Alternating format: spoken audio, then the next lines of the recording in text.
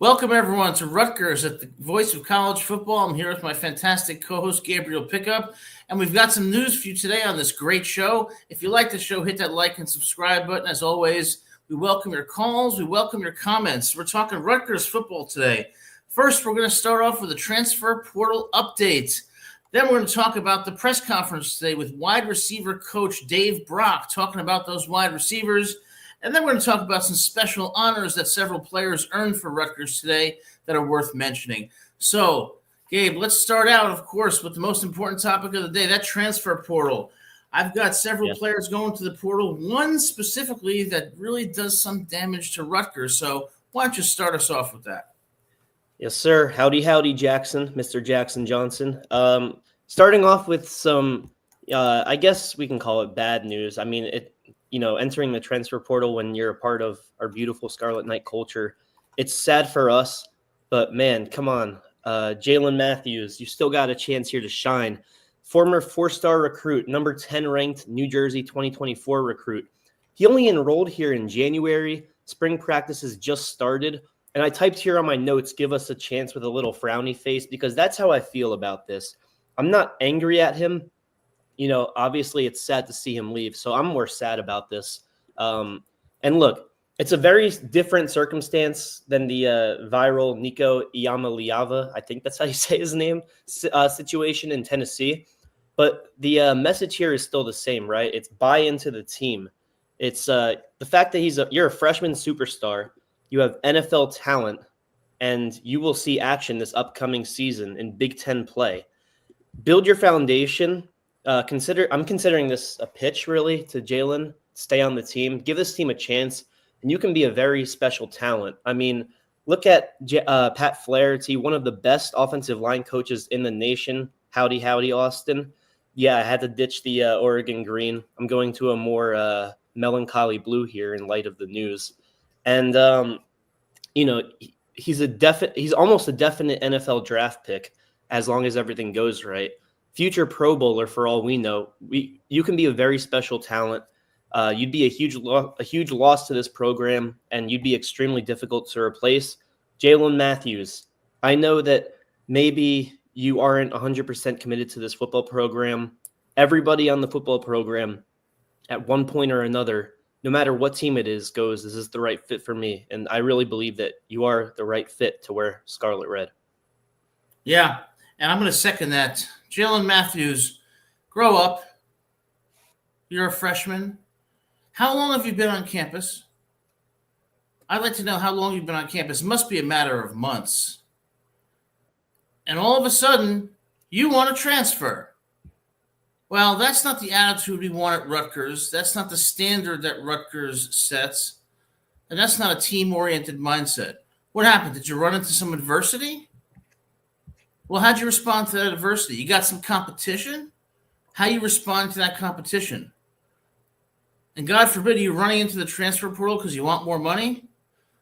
Well, if any of those three are the reasons, then you're not going to be successful in football, and you're not going to be successful in life, which college is all about, because your football career is going to end one day, and it's going to end sooner rather than later, and you're going to be a young man when your football career ends. And you have a life to live, and you got to develop those principles and values that are going to make you successful in life. Leaving like this, quitting, is not acceptable. Now, you may have a legitimate reason, and certainly if you do, then I'm wrong. But what we see from a lot of these people entering the portal is the second that they think they can make more money, or they face some adversity, or they come face to face with serious competition, they're looking for the next best thing. Well, I'll tell you something. The grass is not greener on the other side. Wow, that was a little bit different of a direction than I went. I kind of went the optimistic route. You went the disappointed father route, and I'm sure our buddy Jackson Johnson down here has his opinion on this topic specifically, which is why he joined in so early. So I guess why don't we bring Jackson on for his comments? Yeah, Jackson, always great to have Jackson on the show. Jackson over there at Alabama at the Voice of College Football, and we're thrilled to have you on the show, Jackson. How's it going?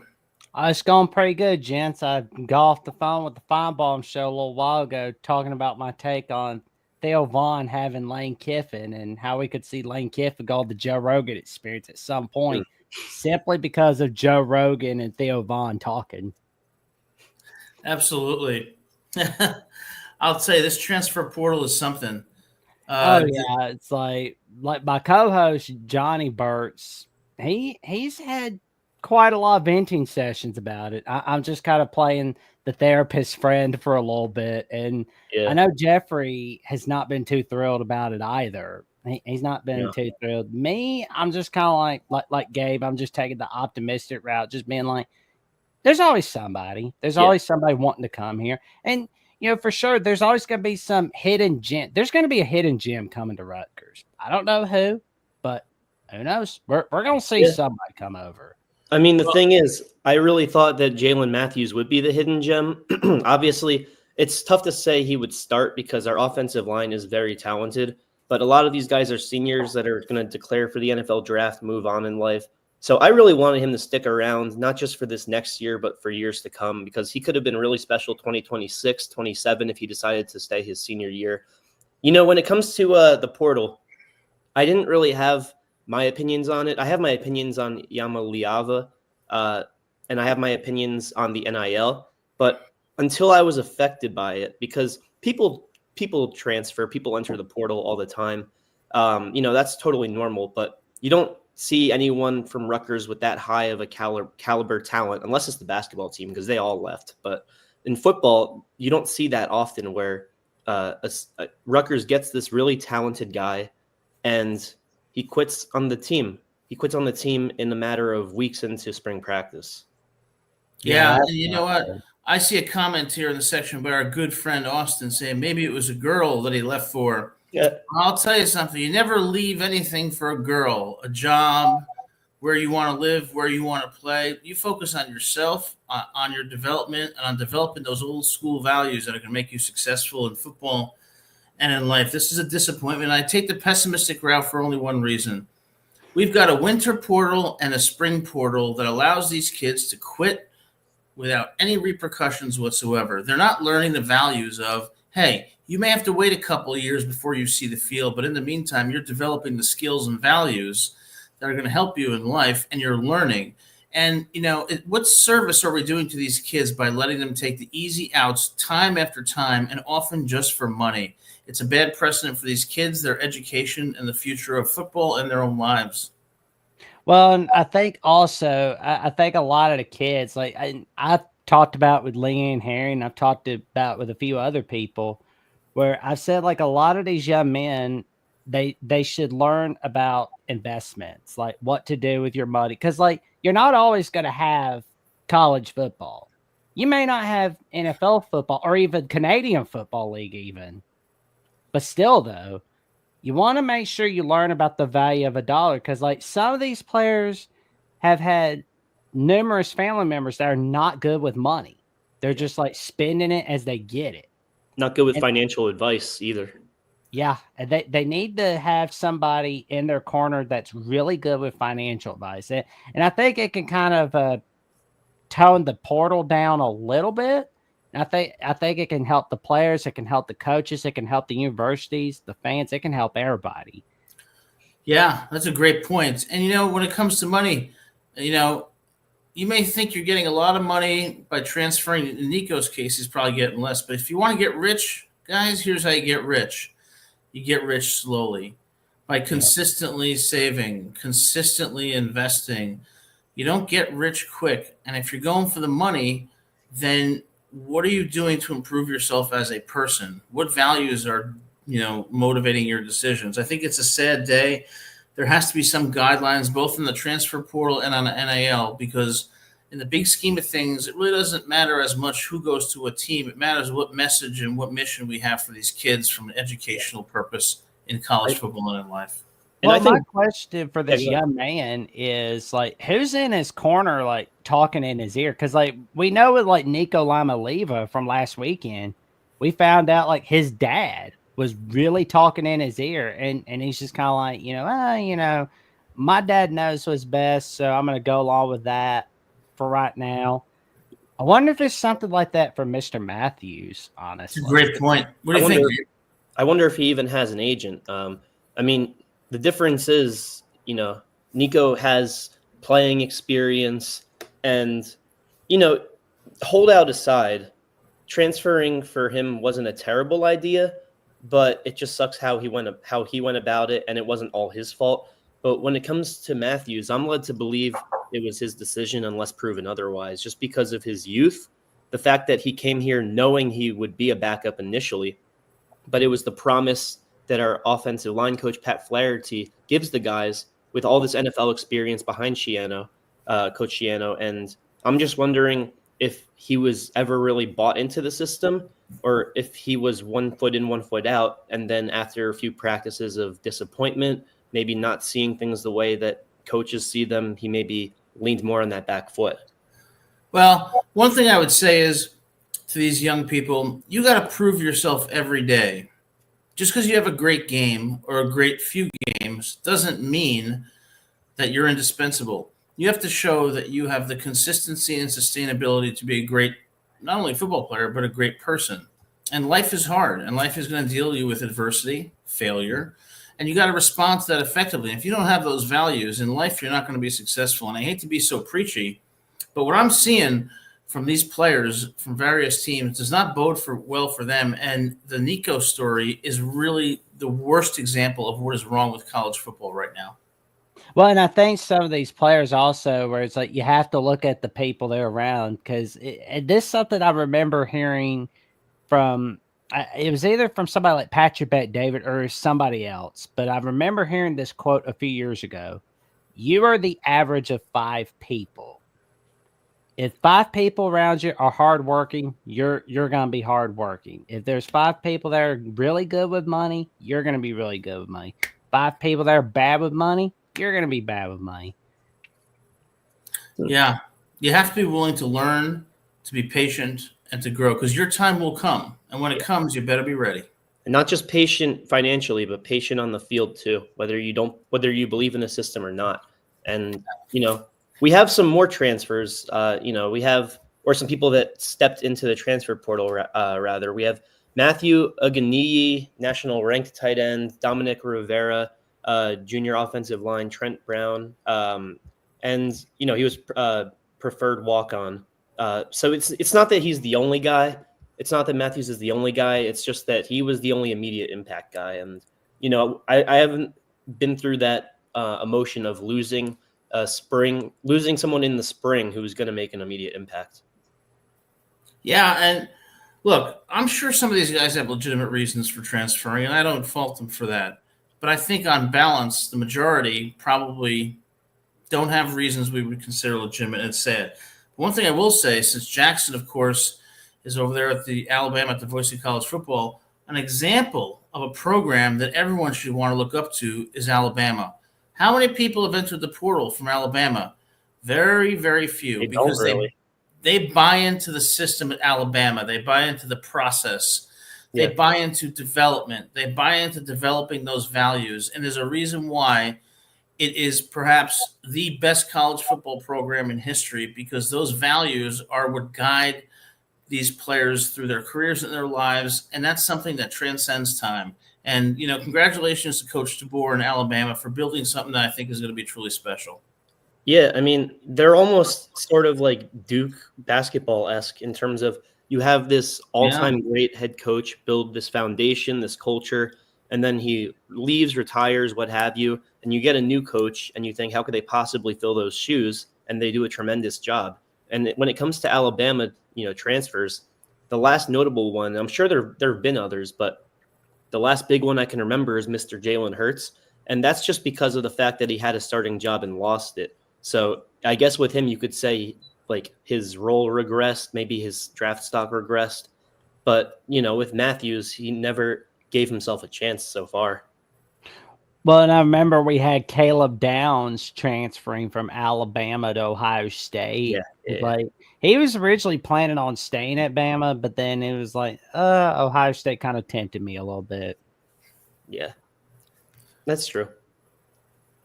Hey, guys, all I'm going to say is this. I started teaching at a new job about 5 years ago, right? So when I started teaching at this new job, I'm the low man on the totem pole. I don't just go in there and they give you lots of money and they give you tenure and they give you awards. You got to work your ass off to gain respect. And it doesn't matter if you have a good year or a good 2 years. You got to show you're good every year, and you got to keep working. And to do that, you have to have humility. You have to be humble, and you have to be dedicated to working every day to be the best you can be. And I think that the way college football is developed, I worry that it's not serving our young people well. Yeah, I mean, the last thing I'll say regarding this topic is all of these guys, whether they're one-star recruits or Bryce Underwood, all of these guys in high school were the best player on their team, if not top 2 or 3, one of the best in their state, some of the best in the nation. And then they go to college, and as true freshmen, you're hardly ever going to be a starter right away, but you're going to have those same people in your ear that were seeing you ball out in high school telling you you should be on the field.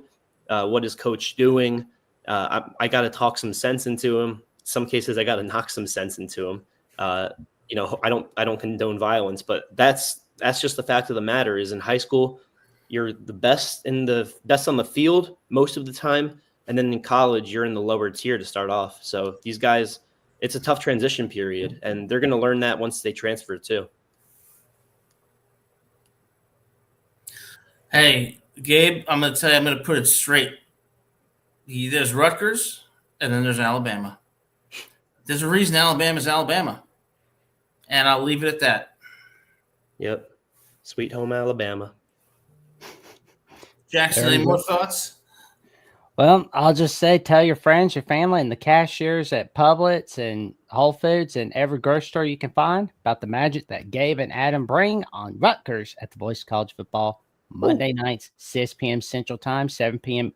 Eastern Time, where it counts, right here. Thanks so much for joining us, Jackson. Much respect to you. Appreciate it. You're welcome, gents. Anytime. You're welcome on anytime. All right. Let's get you 2,000. Absolutely. All right, that's Jackson Johnson. He's over there at the Alabama Voice of College Football. Fantastic commentator. We appreciate him coming on the show. Thanks, Jackson. Now, let's talk today. We've got our next segment here concerns a press conference today by Dave Brock, the wide receivers coach at Rutgers. Had some things to say. Gabe, take us away. Yeah, so I could either start this off with the whole rundown and we can get into our thoughts about his presser or vice versa. I guess I'll start off with the rundown itself, right, of what he was talking about in a nutshell so that not everyone here has to go listen to 9 minutes of Q&A. So first, he was asked about our good friend DT Sheffield, and he was very high on DT. He said he was acclimated to the culture, he's receptive to coaching, and Brock, our wide receiver coach, Dave Brock, thrilled with what he's done for the program on the field, off of it, growing, which as a senior, you love that there's still room for growth. Yeah, I would agree with that. But again, in the spirit of having a more pessimistic take, I'm going to say, listen, Coach Brock, we love you, Coach Brock. We love Rutgers. But start answering the questions. All right? Yes. I'm from New Jersey, so I could be a bit blunt. Start answering the questions, for God's sake. When they ask you, how's this wide receiver group compare to previous groups that you've had? Don't say, I don't do comparisons. Nonsense. Of course you do comparisons. When they ask you who's standing out among the group, don't say, I don't look at it that way. I'm just hoping that everyone develops well. Nonsense. When we see the people you're putting on the field, we're going to know who you thought was better and who you thought had the best chance to contribute value to Rutgers offense. So come on. Just like the press conference a couple days ago, or was it last week, when they asked the quarterback coach at Alabama, Ryan Grubb, the offensive coordinator at Alabama, so who's in the quarterback league between Ty Simpson, Austin Mack, and Keelan Russell? He said, well, if a game were starting tomorrow, Ty Simpson would be the starting quarterback. That's what we want. Straight shooter, straight up. Especially in the Northeast. Yeah, you give a lot of coach speak, Coach Brock. And this ain't to criticize you, man, but we're just saying, you know what? Come on this show. Let's talk real. Let's talk real about the wide receivers. And you know what? There's ways to fluff an interview and still give answers, man. Like what you can say to that question is, even if you believe that there's still a lot of room for potential or still a lot of work to do, You say, oh, I love this group. This group is, in my opinion, is one of the best I've ever had. And that's with all due respect to previous groups. I've loved what they brought to the table. I'm thankful for what they've done. But I just see a dog in this year's group that they can win a lot of games if they keep doing what they're doing. So you don't have to disrespect years past to compare it. Even if you think that years past were better or worse, there's ways to respectfully fluff a question if you aren't comfortable giving a straightforward answer. Exactly. But you know what the people like? They like straightforward answers. They like honesty. I mean, what the hell are we doing over here with all this, I love everybody. I love this. Nonsense. Get lost. We All want right, answers Adam to the Soprano. question. Now, I was an extra on The Sopranos back in 2000, and I don't regret it. I should have been one of the stars, but that's another segment we'll get to. What did Dave Brock say today? Like you said, he did praise DT Sheffield. Now, Yes. DT, no offense, but you are from now on TD Sheffield because you are going to be a star for the Scarlet Knights. We love you, and we're going to be seeing you in that end zone, and we're going to be seeing you at the Combine in 2026. So, wonderful addition for Rutgers. Absolutely. He says he's excited about the group. He praised Ian Strong as an Yes. elite worker, elite Yes. person, said he has a limitless ceiling. Now, Yep. Coach Brock, that's what we're talking about. Let's get to the real, let's cut all the BS. Let's get to the stuff, or let's not behave like babies over here. And then he's talking KJ Duff, praises KJ Duff about his positive development and a high-end player. But again, we want some more meat on those bones, Coach Brock. Tell us who's doing good, who needs improvement. What I did like about what Coach Brock said is he's committed to development, and they need a lot of development coming into the season with that tough schedule and those games at Ohio State, home against Oregon and Penn State, home against Iowa, at a strong Illinois team. Let's go, Coach Brock. Come on, give it to us straight, huh?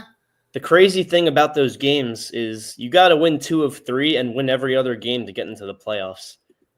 I mean, that's nearly – I don't want to say impossible, but that's asking a lot from this crew.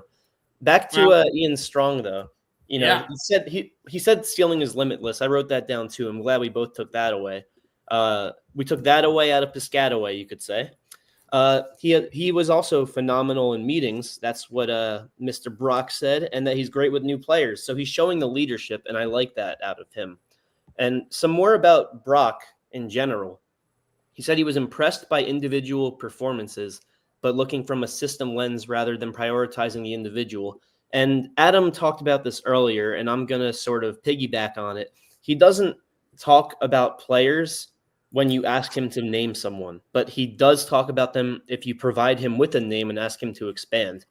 So maybe that's a little something to note once he comes on this show. We're not going to ask him, out of this group, who do you like, or who is doing this, who is doing that. We say, is this player doing this? What do you think of this player? Because, with media training, you got to sort of approach it from a psychoanalytical point of view.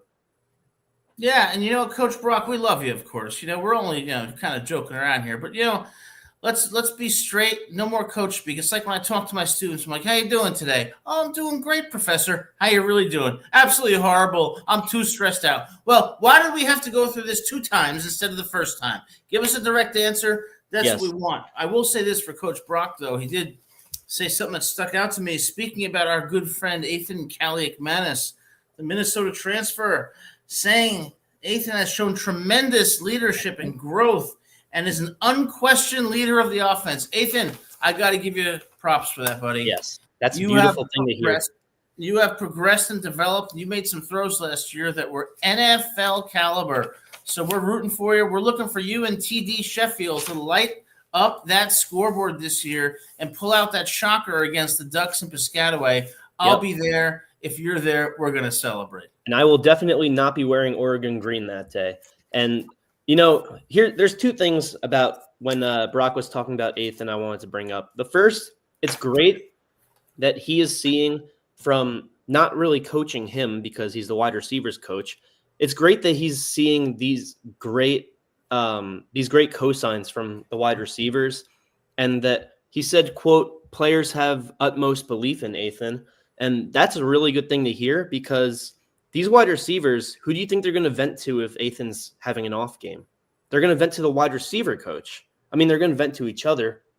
And, a New Jersey program, you'd hope they talk to Ethan straight up. But the fact that they're saying nothing but great things to him, the wide receiver coach that is. I mean, he's the guy, he's almost going to be their psychologist when it comes to, or the mediator even when it comes to wide receiver quarterback relationships when things are bad. But things are not bad between the wide receiver and quarterbacks, or the wide receivers and the quarterback.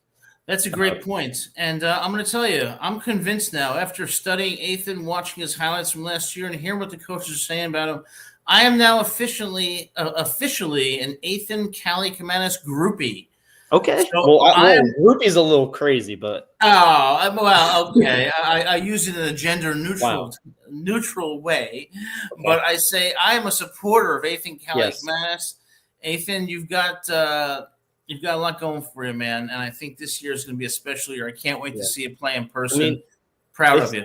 It's just the fact that we are harsh on Ethan. You are definitely a little more harsh on him than I am, but from a neutral perspective, he had a great year. From an analytical perspective, he had a great year. And we expect great things, but he did have a great year to build upon. And it sounds like in the offseason, he's built upon that year and should really come off strong for us. Not necessarily like Ian Strong. He should come off Ian Strong for us. I love that. And you know what, Ethan, the rest of the players, the coaches, we give you your fair share of credit, but when we offer constructive criticism, it is because we care. It is because we care about you and want to offer you criticism that will, in some small way, help you. When people stop caring, that's really when you got to worry. But, that's the motivation. As a Jets fan, I've been there. I've tried to tell you to stop being a Jets fan. You just won't listen. It's hard. I mean, I'm not necessarily repping Oregon green, but gang green all the way. There's another team that plays in the exact same stadium. You don't have to travel a single mile. Are you trying to tell me the Giants are somehow less heartbreaking? No, they're more heartbreaking, which is why you should be a Giants fan, because you should want to be a fan of the underdog. And I'm sad that you are, and it disappoints me, Gabe. All right. Well, the Jets are totally underdogs, but here's one more thing that Brock wanted to let us know, right? This is one last kind of statement, and it's a bold statement. I don't know if you know what I'm talking about with this, and you took a lot of my notes, man. Come on. But it's okay, because that means we're like-minded. Are you going to talk about Kyle Monangai again? No, I'm not going to talk about NFL-ready Kyle Monangai. But what I will say... I hope he is NFL-ready, because I love the guy. Yes. What I will say is he said that he believes this wide receiver staff is one of the best in the country. His support on the wide receiver staff. Now, we have great NFL experience with our staff, and saying that, I mean, everyone's supposed to believe that they're the best in the game. They're one of the best. They have a real shot against anybody. But I got a feeling that he really meant it, because we didn't see a lot of emotion from him, but he spoke up really loud about saying that Shiano has given him one of the best staffs in the country. That's a bold thing to say, and I believe him. I do think you're right, and I think they have a great staff, and we're really rooting for Rutgers this year. We're going to be on every week, and we are going to be watching Rutgers pull a lot of surprises here in the Big Ten this year, in my view. But before we end the show, we got to talk about one more thing. Yeah, we got some special honors, I think, right? Yeah. So I have that, but I also wanted to throw in real quick. He was asked about Christian Dremel, and he's a projected undrafted free agent. No eye-popping stats at Rutgers, but he did play special teams too. So if you wanted to say like, oh, he's the next Tavon Austin, all you lunatics can go at it. And there is this one thing that Coach Brock said that really stuck with me, because it's a lot of confidence to give about Dremel, considering his statistics and his draft stock. He said that Brock would bet his name on Dremel's success if given an opportunity in the NFL. He doesn't have any numbers to back that statement up. I'm rooting for him, obviously, but that might be a little far-fetched. Well, when a coach of Brock's caliber puts his reputation behind Christian Dremel, that makes me think Christian's someone who deserves an opportunity. And Gabe, what about these honors? It seems like Rutgers, as a university, is doing great things by its players, both on and off the football field. So what do you have for us? Sure. So we had a record this year, 7 players named to the National Football Foundation Hampshire Honor Society. Flip Dixon, Victor Konopka, Aaron Lewis, Robert Longerbeam, who, by the way, possible draftee, visited every single team. That's a lot of time commitment, a lot of money spent on travel. So credit to you, Robert. I don't know if I could do that. But we also got 3 more guys here. Joe Lasardi, who's also NFL hopeful, Austin Riggs, and Reggie Sutton. All of these guys were named to the NFF Hampshire Honor Society. More power to you. Some of these guys, NFL hopeful, we're losing a lot of smarts. Yeah, congratulations to you guys. It's always wonderful to see football players who value education. It's going to serve you well in life, and we really congratulate you, proud of you for representing Rutgers in the way that you have. And Jalen, if you want to stick around and be setting a record number 8 next year, let's get that started. Absolutely.